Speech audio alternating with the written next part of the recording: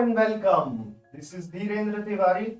Welcome back to our channel. Today we are going to discuss one of the very interesting and fundamental thing, that's about auxiliary physical quantities, because they are very important to define a system. A dial moves by an angle, and you can see clearly on the face of a sphere there is a solid angle oscillating.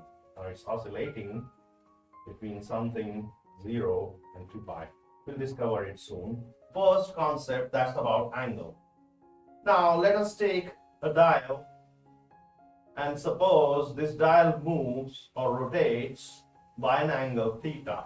You can see clearly it moved by arc length, that is denoted by white curved length, and that is moved when it has done an angular displacement of theta.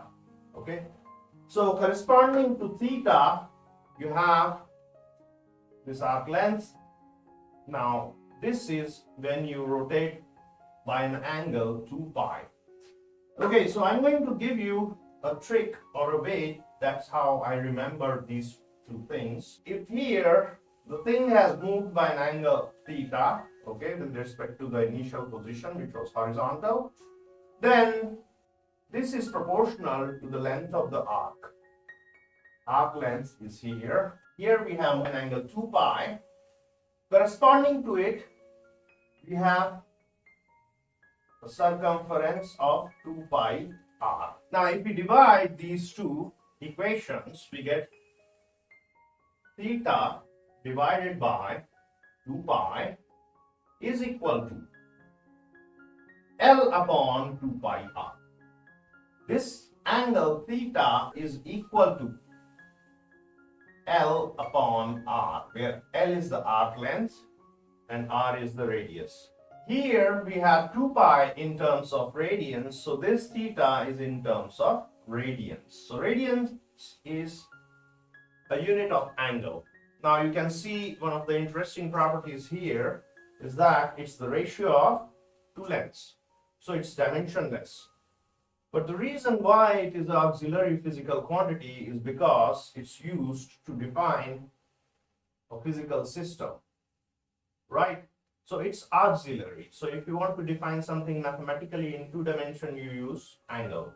You'll see in physics. Think about this angle in terms of degree. You can clearly see if you move by a theta degree, you have corresponding length L. When this arrow rotated by an angle of 360 degree, we had corresponding arc length 2 pi r. Now if you take the ratio of first and the last equation, you get the definition of theta in degrees. So theta divided by 360 degree is equal to L upon 2 pi big R. Theta is equal to 180 by pi L upon R. Now this is in degree. This is how I would remember these two relations. You can see here we have a sphere. There is a circle which is actually a disk, and then you have solid angle. Now the conical angle in this case is shown by alpha, right? Now this alpha is the full angle of a cone. Now on top of this cone, you can see there is something that looks like an ice cream, right? Now the area that is on the top on the sphere is the area corresponding to this solid angle. And the solid angle here you can really visualize by this cone. So this cone has some kind of solid angle. We will discuss it. And here is another example. You can really see the cross section and 3D view. So corresponding to this area, that is r square, which is in the shape of a Muslim or a Jew cap, that is subtending an angle 1 steradian. Now this steradian is a unit of 3D angle. Now 3D angle is often called solid angle. So in this figure, what you see is basically a sphere. Now on top of this sphere, you can make a cap. Now this cap at the center subtends an angle. Now this angle is called solid angle. Solid angle omega corresponding to the area A, okay, it is proportional to this area. And when we have this sphere, the sphere has two axes, okay, one axis is this, another axis is orthogonal, right? And then we say the sphere has a 4 pi solid angle, and corresponding to it, its total surface area is 4 pi r square. Now, if you have these two relations, again, we can take a ratio. So, if we take the ratio omega by 4 pi is equal to A upon 4 pi r square. Now, here you can see a very nice definition that is often written in the book. And here we can understand this omega that represents the solid angle is equal to the ratio of A upon r square. So dimensionally, it's the ratio of length square by length square, and it is measured in stay radians. How do we define one stay radians? Okay, if the area A of this patch, now this patch where I have the shaded region, you can imagine this is a Muslim or a Jew cap. This area is equal to r square. Then we say it is subtending an angle of 1 stay radian. Here you can see the area of this patch, okay, it's here, it's also shown up. In the top one, you can clearly see it is having a cone, right? It's in the shape of an ice cream. Now the 3D angle along the cone, okay, 3D angle along the cone, it's called the solid angle. Now that angle here is 1 radian. How do you link the solid angle, which is really abstract, but you do know what is the half angle of a cone? Here you can see alpha, that is the full angle of the cone, right? So now imagine the top conical part, we take the front view, it will look like this, right? And now that will have a half cone angle as theta. Now if we can relate the solid angle with this theta, then we have all the understanding of solid angle, and we will be able to use it in all practical situations.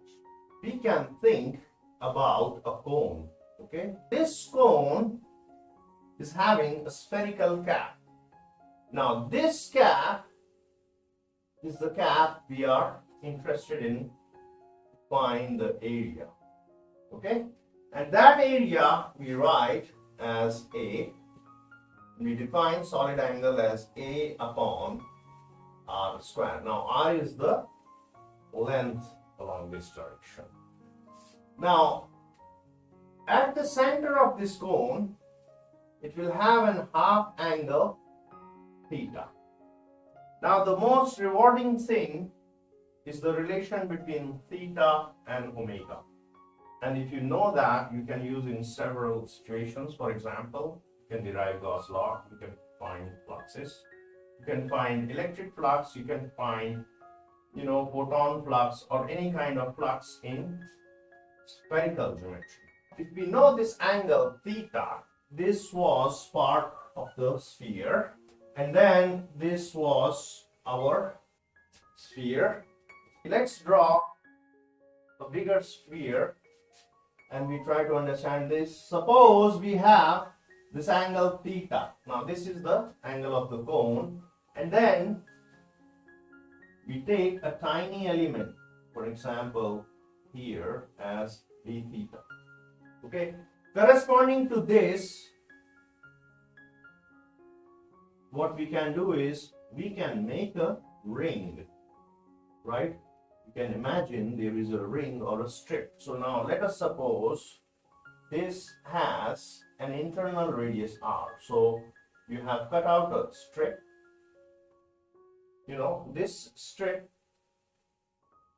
is corresponding to this small angle d theta.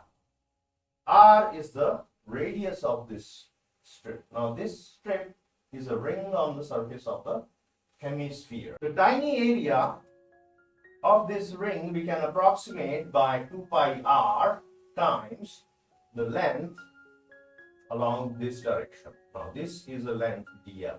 Okay, we write it as dl. Now we know from the definition of angle corresponding to d theta, we have arc length dl and we have the radius r. Now we can write dl is equal to r d theta. Okay, another important relation here, we can clearly see r is equal to big R sine theta, right? If this angle is theta, the perpendicular is r, so it's this. Now we are in business, so let's take VA is equal to 2 pi. Instead of r, we will use r sine theta, and then instead of dl, we can take r. In order to find the area of this patch, we have to integrate it between certain limits. Okay.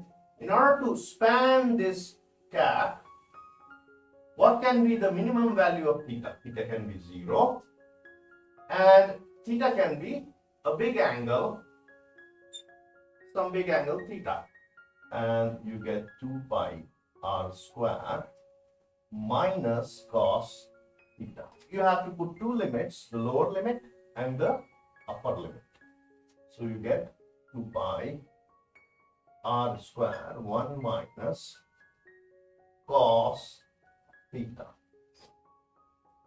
If we know this relation, we can easily write our solid angle would be a upon r square, right? And so this becomes 2 pi 1 minus cos theta. So recently I solved the problem of the flux of a charge q across a disk, and you can see somewhere this 1 minus cos theta was visible.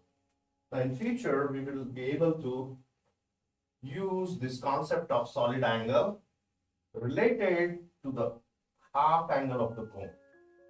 Okay, so I'm just going to flash. This was the last example I discussed in one of the videos, and this will be the example I will discuss in some other case. So you can clearly use solid angle to solve many problems of flux. So for example, flux through the top and bottom of this cylinder. I'm just flashing flux through this sphere. Now you can see the idea that you have learned today is really a concrete thing, because you can apply this by using calculus. You will be able to find Gauss law. Thanks a lot for your attention. Please stay tuned for the next video where I'm going to use this angle and we are going to get all the things related to Gauss theorem. Have a great day. Bye.